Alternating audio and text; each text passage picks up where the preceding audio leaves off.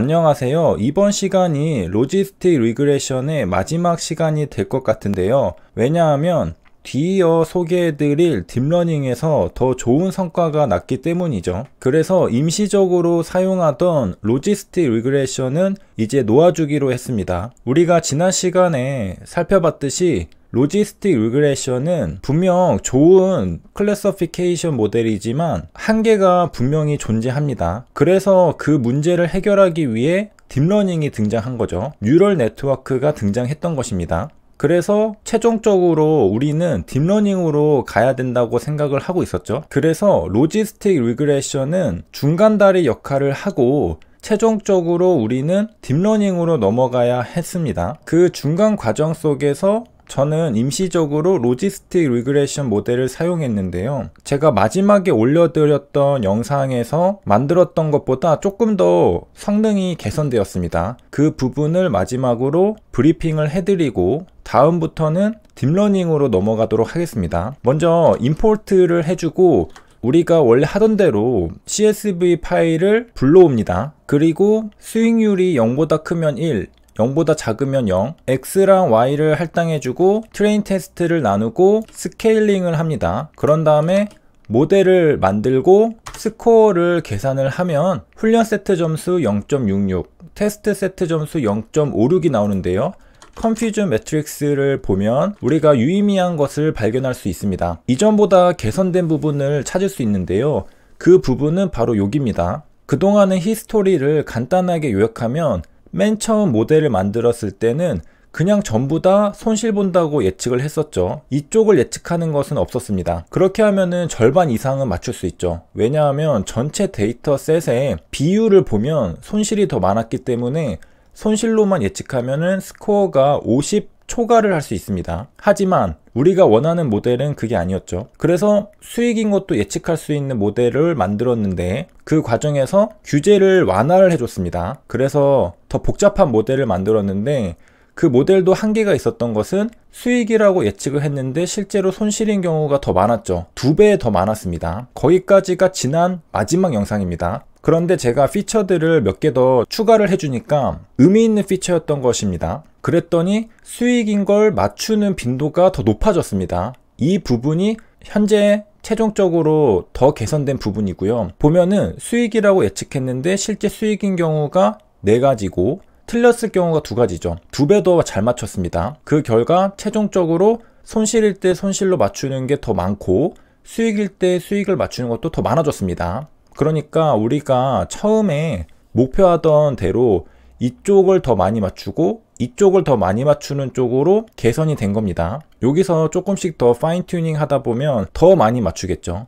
우리가 원하는 형태의 모델이 만들어진 것입니다. 그래서 간단하게 요약하면 맨 처음 모델은 그냥 손실로만 예측을 했다. 하지만 그러면 안 되기 때문에 규제를 완화해줘서 이쪽도 맞추게 해줬는데 실제로는 틀리는 게 더 많았다. 그리고 피처를 새롭게 추가를 해주니까 이제 최종적으로는 수익인 것도 맞추는 게 꽤 늘었다는 것입니다. 그래서 이 모델은 어느 정도 사용할 수는 있지만 스코어가 조금 낮은 편이긴 하죠. 그래도 맞출 때는 맞춰줍니다. 여기 Accuracy 스코어 0.56은 테스트 데이터를 가지고 계산한 겁니다. 자, 이 0.56이 잘 나왔다라고 판단할 수 있는 부분은 Y테스트가 어떤 비율로 스플릿 되었는지를 보면 되는데 5개만 출력을 해보면 10, 100 이런 식으로 1과 0으로 구별이 되어 있는데 0보다 큰 거, 그러니까 1의 비중이 몇 %인지 보면은 전체 중에 1인 경우가 0.5입니다. 그러니까 딱 절반씩 나눠졌죠. 1과 0이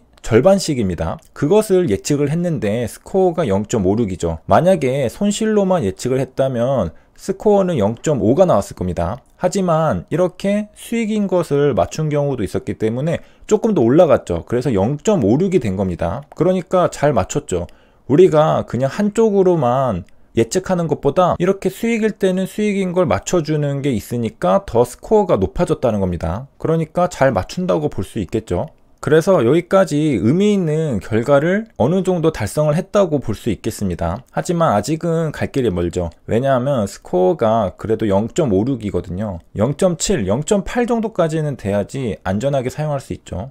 하지만 매매할 때 한두 번씩은 사용을 한 적이 있는데 어떻게 사용했느냐, 자, 이렇게 프레딕션을 하는데요, 여기에 필요한 변수들을 넣어주고 실제로 프레딕션을 합니다. 그러면 이렇게 나오거든요. 점수가 낮으면 실패, 0.56의 확률로 실패한다. 그러면 매매를 하면 안 되죠. 성공이 나오면 매매를 해도 되지만 실패가 나오면 모델이 실패라고 예측을 했기 때문에 무시하고 매매하기에는 조금 꺼림칙하죠. 왜냐하면 저의 그동안의 매매 내역을 학습한 모델이 실패한다고 말했기 때문입니다. 그래서 최종 평가를 하자면 로지스틱 리그레션은 파인 튜닝하면 조금 더 개선의 여지는 있으나 더 좋은 모델인 딥러닝으로 넘어가기 위해서 여기에서 중단하기로 하겠습니다. 저번 영상과 이번 영상에서 달라진 부분은 요게 개선이 된 거죠. 더 잘 맞추게 되었습니다. 그리고 지금 딥러닝의 결과는 이거보다 더 좋다는 거죠. 기대가 되고요. 딥러닝도 개선할 부분들이 많이 있습니다. 제가 이렇게 모델을 만들고 계속해서 시도하는 이유는 뭘까? 예측의 정확도를 높이기 위한 거죠. 잘 되는 방법을 정확하게 구별하기 위한 것입니다. 그래서 로지스틱 리그레션도 클래시피케이션 모델이잖아요. 그런 방법들은 굉장히 많이 있습니다. 실험을 해서 알아내는 것들도 있겠죠. 이 문서는 마이크로소프트의 페이퍼인데요, 실험을 강조하는 문서입니다. 한번 읽어보면 10개의 아이디어가 있다고 했을 때 그 중에 3분의 1은 good, 3분의 1은 flat, 3분의 1은 negative하다고 합니다. 그러니까 10개 중에 쓸만한 아이디어는 33% 정도밖에 안 된다는 겁니다. 나머지는 소용이 없는 거죠. 그리고 심지어 해서는 안 되는 겁니다. 해서는 안 된다 라는 것에서 주식 투자자는 무엇을 알 수 있느냐, 무엇을 느껴야 되느냐, 손실보는 매매에 대한 생각이 들죠. 손실보는 매매는 반드시 구별해서 절대로 하면 안 되는 겁니다. 만약에 하면 어떻게 되느냐, 돈이 들어가고 시간이 들어가고 결국에 돌아가게 되죠. 그래서 벌고 본전 탈출하고 잃고 이 세 개가 만약에 전부 다 종합되어 있는 투자자라면 그 최종적인 결과는 어떨까요? The overall value는 fairly small 하다고 합니다. 그러니까 아무것도 성과가 없는 거죠. 이거는 또이또이니까 없다 치고 벌었을 때가 3분의 1, 잃었을 때가 3분의 1이니까 결국 계좌는 빵원이죠.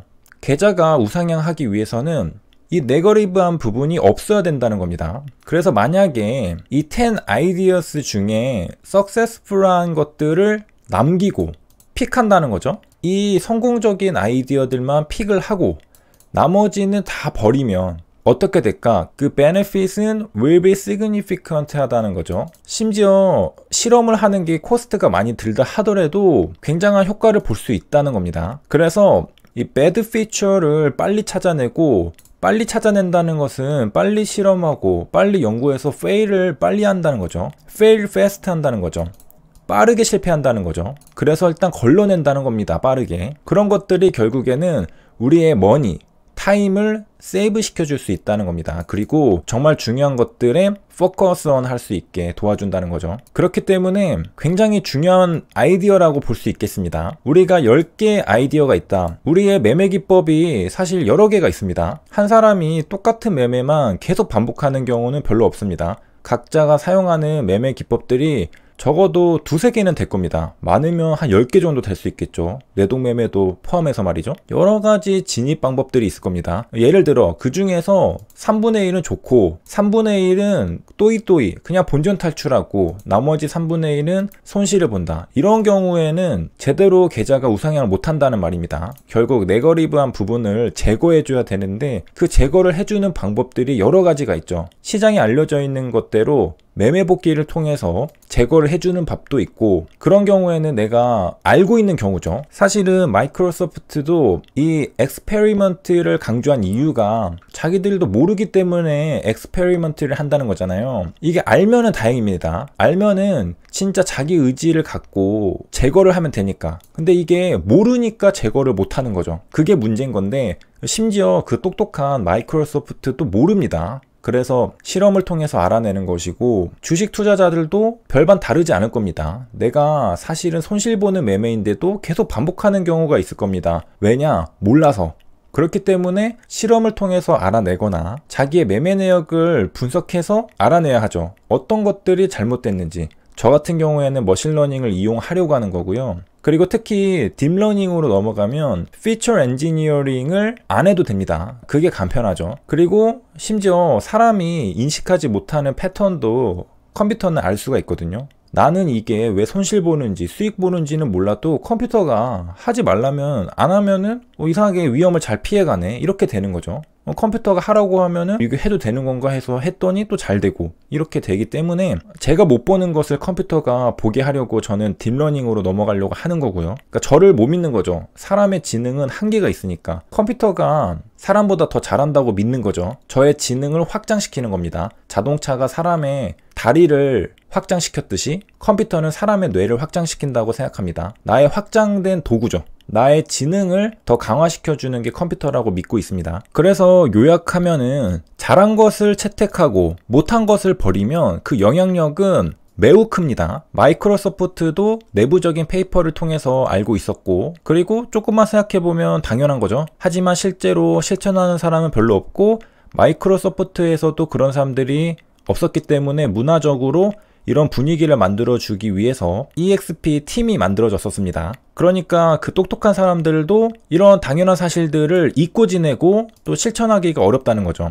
글로벌 대기업도 이런데 개인 투자자는 말할 것도 없겠죠. 그러면 어떻게 잘한 걸 채택하고 못한 걸 버릴 수 있을까? 컴퓨터의 힘을 빌리는 거죠. 이거는 컴퓨터가 손실 본다고 말해주는 것은 안 하고, 컴퓨터가 수익 본다고 말해주는 것은 하고, 이러면 잘한 걸 채택하고 못하는 걸 버릴 수 있게 되죠. 이렇게만 돼도 계좌는 손실을 피하고 수익을 쌓아갈 수 있을 것입니다. 다음 영상부터는 딥러닝들에 대해서 좀 자세히 다뤄보려고 하는데, 본격적으로 궤도에 오를 때까지 열심히 해볼 생각입니다. 도움이 되셨길 바라며 여기까지 시청해주셔서 감사합니다.